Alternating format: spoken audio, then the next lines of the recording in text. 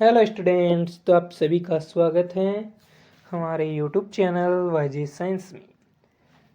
तो आज जो है हम आज के वीडियो में संख्याओं के बारे में चर्चा करने वाले हैं। यानी संख्याएं जो है वो हमारी विद्यार्थी के जीवन में, जब वो विद्यार्थी किसी भी विद्यालय में प्रवेश करता है, उससे सबसे पहले गणित में जो चीज़ सिखाई जाती है वो सिखाई जाती है गिनती, यानी संख्याएं सिखाई जाती है। तो हम देखते हैं संख्याएं कितने प्रकार की होती है। सबसे पहले है प्राकृत संख्याएं, यानी कि नेचुरल नंबर। तो गिनती की सभी संख्याओं को क्या कहते हैं? प्राकृत संख्या कहते हैं। इसकी परिभाषा क्या हो गई? गिनती की सभी संख्याओं को प्राकृत संख्या कहा जाता है। इसमें आप एक महत्वपूर्ण बिंदु याद रखना कि प्राकृत संख्याओं में जीरो को शामिल नहीं किया जाता है। यानी प्राकृत संख्याएं जो है उसमें जीरो नहीं आता है। यानी कि क्या हो गया कि प्राकृत संख्याएं एक से शुरू होकर अनगिनत होती है, या आप कह सकते हैं कि प्राकृत संख्याएं एक से अनंत तक होती है। अनगिनत वैसे कुछ नहीं होता, लेकिन एक बहुत बड़ी संख्या जब हो जाती है तो हम कहते हैं अनगिनत। उदाहरण देख सकते हैं आप, 1 2 3 4 5 6, ये सभी प्राकृत संख्याएं। अब हम देखते हैं पूर्ण संख्या, यानी कि होल नंबर। दूसरा जो टाइप है वो है पूर्ण संख्या, होल नंबर। प्राकृत संख्या और पूर्ण संख्या में एक छोटा सा अंतर है कि जब प्राकृत संख्या में जीरो को शामिल कर लिया जाता है, यानी कि प्राकृत संख्या में जीरो को शामिल कर लेने पर पूर्ण संख्या कहलाती है। प्राकृत संख्या में जब हम जीरो को शामिल कर लेते हैं तो वो संख्या पूर्ण संख्या बन जाती है। जिस प्रकार प्राकृत संख्या एक से शुरू होती है, उसी प्रकार पूर्ण संख्या जीरो से शुरू होकर अनंत तक जाती है, या जीरो से शुरू होकर अनगिनत होती है। इसमें आप उदाहरण देख सकते हैं, 0 1 2 3 4 5 6, इस प्रकार से आगे चलते रहते हैं। तीसरा हमारा संख्या का प्रकार जो है वो है सम संख्या, यानी कि इंग्लिश में हम कहें तो इवन नंबर। इवन नंबर जो क्या होता है, इसकी परिभाषा तो आप दूसरी क्लास में भी याद कर सकते हैं, यानी उसमें भी सिखाई जाती है कि जिन संख्याओं में 2 का पूरा पूरा भाग चला जाता है, या जिन संख्याओं में 2 से पूरा पूरा भाग चला जाता है, उन्हें सम संख्याएं कहते हैं। जैसे 0 2 4 6 8 10 आदि। नोट पॉइंट आप एक ध्यान में रखिएगा कि 0 जो है, यानी शून्य जो है, वो एक सम संख्या है, क्योंकि ये 2 से पूरी पूरी विभाजित होती है। यदि आपसे कोई पूछ ले कि शून्य सम है या विषम, तो आप उसे आसानी से बता सकते हैं कि शून्य एक सम संख्या है, क्योंकि इसमें 2 का पूरा पूरा भाग जाता है। अब हम देखते हैं सम संख्या के जस्ट आगे विषम संख्या, यानी सम और विषम जो है वो एक दूसरे के क्या होते हैं? विपरीत, यानी ओड नंबर। तो जिन संख्याओं में 2 का पूरा पूरा भाग न जाए, या जिन संख्याओं में 2 का पूरा पूरा भाग नहीं जाता है, उन्हें हम क्या कहते हैं? विषम संख्याएं कहते हैं। जैसे कि 3 5 7 9 11 13 आदि। ठीक है, अब देखते हैं हम कुछ महत्वपूर्ण बिंदु हमारे पास में है, जो कि परीक्षा की दृष्टि से आपके लिए बहुत इंपॉर्टेंट रहने वाले हैं, किसी भी परीक्षा में पूछा जा सकता है। तो सबसे पहले है कि किन्हीं भी 2 या 2 से अधिक सम संख्याओं के जोड़ने पर सदैव सम संख्या प्राप्त होती है।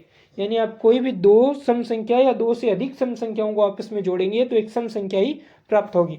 जैसे कि 2 और 2 कितना होता है? 4, 2 और 4 6, इस प्रकार से। दूसरा है कि यदि आप एक सम संख्या में एक विषम संख्या जोड़ते हैं तो सदैव विषम संख्या प्राप्त होती है। यदि एक सम संख्या में एक विषम संख्या जोड़ी जाए तो सदैव एक विषम संख्या प्राप्त होती है। यानी कि 2 और 3 5, 3 और 4 7, इस प्रकार से क्या होगी? विषम संख्या ही प्राप्त होगी। तीसरा जो महत्वपूर्ण बिंदु है कि यदि 2 विषम संख्याओं को आपस में जोड़ा जाए तो सदैव सम संख्या प्राप्त होगी। यानी आप कोई भी 2 विषम संख्याओं को जोड़ेंगे तो सदैव एक सम संख्या आपको मिलेगी, कि 3 और 3 6, 3 और 5 8, इस प्रकार से आप कोई भी संख्या विषम संख्याओं को आपस में जोड़ दो, आपको सम संख्या ही मिलेगी। चौथा बिंदु है कि किसी भी सम संख्या की जितनी भी घात की जाए, परिणाम सदैव सम संख्या ही होता है। 2 की पावर 2, 2 की पावर 4, 2 की पावर 8, आप चाहे जितनी उसकी घात कर ले, उसका जो परिणाम होगा वो सम संख्या ही होगा। किसी भी विषम संख्या की जितनी भी घात की जाए, परिणाम सदैव विषम संख्या होता है। यानी सम संख्या की आप कितनी भी घात करोगे तो परिणाम सम संख्या आएगा, और विषम संख्या की आप कितनी भी घात करोगे तो परिणाम जो है विषम संख्या आएगा। सिंपल सी बात है। अब हम चलते हैं संख्या के अगले प्रकार पे, जो कि बहुत ही इंपॉर्टेंट प्रकार है, यौगिक या भाज्य संख्या, यानी कॉम्पोजिट नंबर जो है वो क्या होता है। तो देखो कि जिन संख्याओं में एक या उस संख्या को छोड़कर, उस संख्या का मतलब हो गया एक या स्वयं उस संख्या को छोड़कर दूसरी किसी भी संख्या से भाग हो जाए, ये जरूरी नहीं है कि 1 से हो, 2 से हो, 3 से हो, किसी भी कितनी भी संख्या से भाग हो जाए तो उन्हें यौगिक या भाज्य संख्याएं कहते हैं, यानी उसे कॉम्पोजिट नंबर हम कह सकते हैं। अब मैं आपको एक बात बता दूं कि भाज्य संख्याएं जो है वो सम और विषम दोनों हो सकती है। जैसे कि आप उदाहरण देख सकते हैं 4, 6, 8, 9, 10, इस प्रकार से जिस संख्याओं में खुद का और एक का छोड़कर अन्य किसी भी संख्या का भाग चला जाए। छठा जो प्रकार है वो है रूट संख्या, रूट या अभाज्य संख्या, यानी कि प्राइम नंबर क्या होता है।